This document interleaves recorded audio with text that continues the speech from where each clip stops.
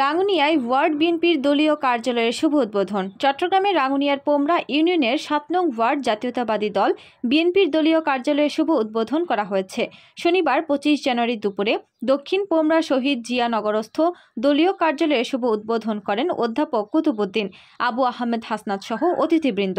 পোমরা ৭ নং ওয়ার্ড বিএনপির সভাপতি মাসুদের সভাপতিত্বে উদ্বোধন উপলক্ষে আলোচনা সভায় প্রধান অতিথি ছিলেন রাঙ্গুনিয়া উপজেলা বিএনপির আহ্বায়ক অধ্যাপক কুতুবুদ্দিন বাহার। প্রধান বক্তা ছিলেন রাঙ্গুনিয়া উপজেলা বিএনপির সদস্য সচিব সাবেক উপজেলার চেয়ারম্যান আবু আহমেদ হাসনাত।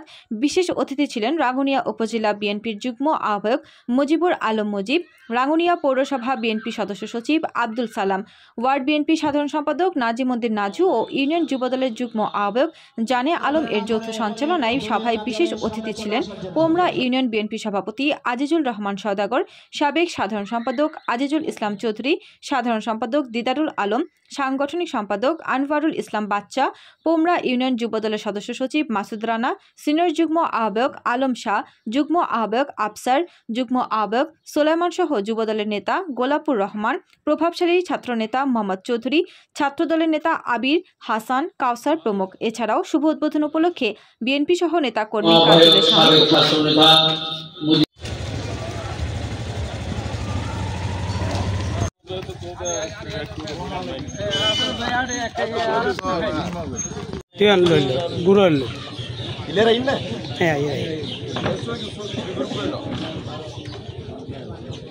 ঠিক আছে।